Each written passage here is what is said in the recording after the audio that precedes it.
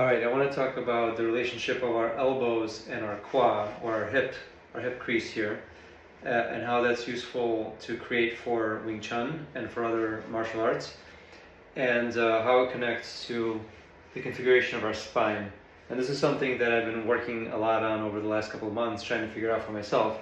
I normally stand for work, which means that I will just stand on a board, or it could be a wobble board, or sometimes a static place.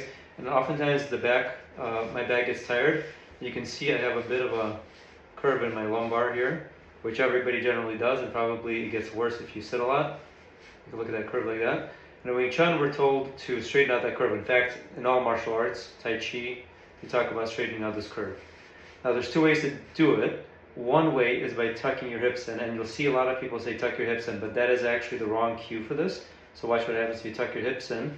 That ends up blocking this joint, and you can't rotate your femur inside of your ball and socket joint anymore.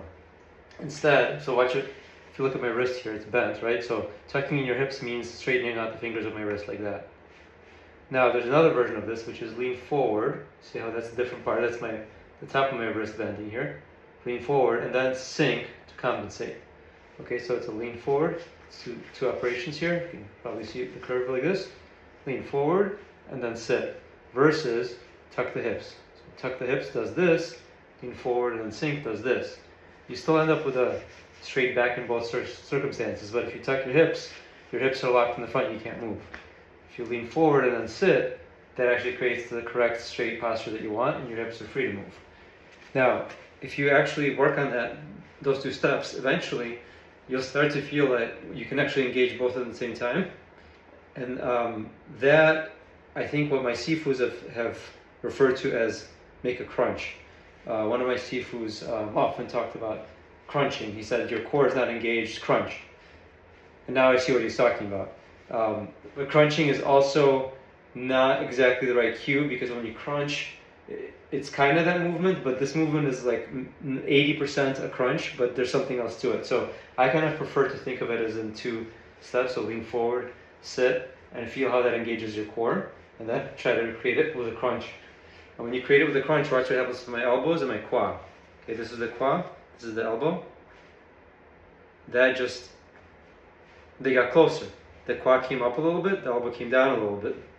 And actually, when you feel it, you'll notice that in this position, when you've got your spine engaged in that way, that the elbow and the quad are together.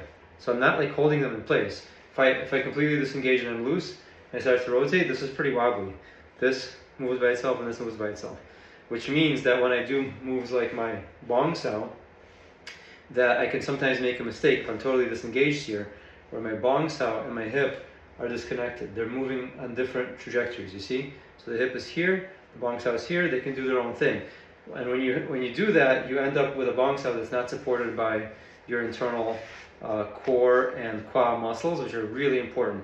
And so you end up with shoulder problems. When you're doing this Bong Sau this way and you're sloppy, one way to check it is your Bong Sau in the middle. So a lot of times when people are doing this, their Bong Sau is in the middle, when they turn, and then they're like this. Their Bong Sau is not in the middle, or it's like this. It's not in the middle, right? So when you make this turn, if you're disconnected, you'll end up with the Bong Sau in the wrong place. You have stress in your shoulder. So when you do this, you engage all of this. Your elbow becomes glued to your hip. So when you make your Bong Sau or your Lan Sau or anything else, you're no longer worried about this becoming disconnected. You're only turning your hip. This part is only engaged enough to create the structure. So I don't put force into it. I'm not holding it. I'm not holding it up here. I relax this, I open this. And when I have my hip and my quad connected, then the quad is the thing that drives. And the entire musculature of my back, my core, and my quad is actually creating this driving motion. And the Bong Sau is no longer disconnected, it's in the middle.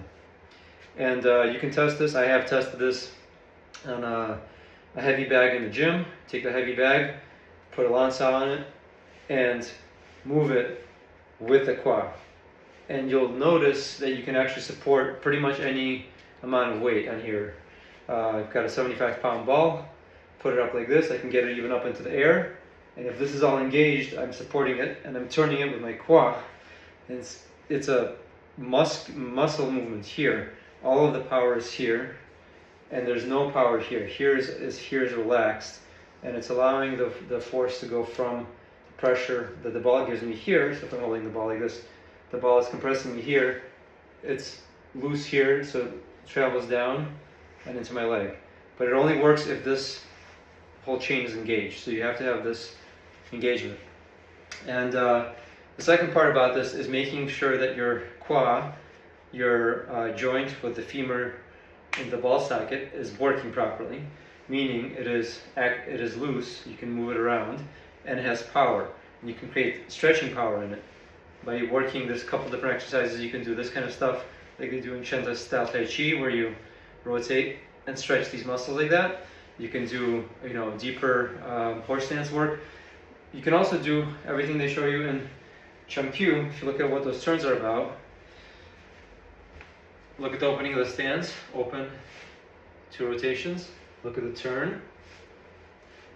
This turn should feel like you're moving that ball and socket joint.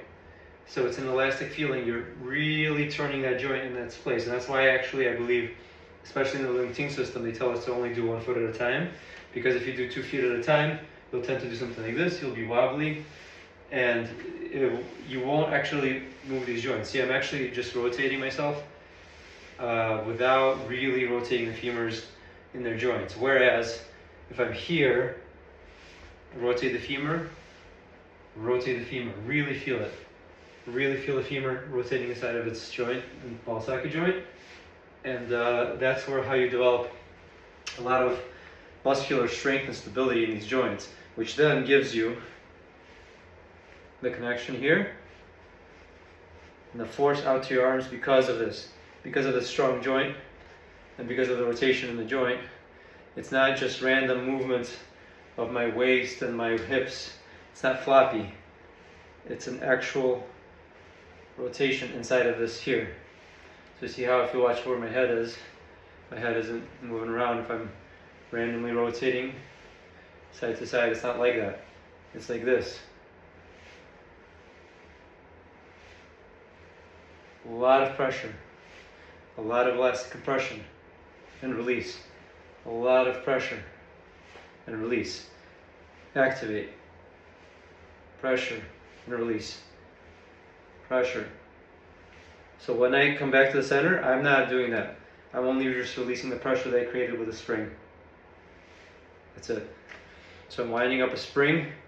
I'm making my joint turn, winding all those muscles and ligaments and all that stuff inside of the joint, and boom. So it's like this. Compress, release. That's the spring that you develop, and with this connection, that's what gives power to your elbows and all of your arm movements. So something to think about and work on. It's pretty interesting.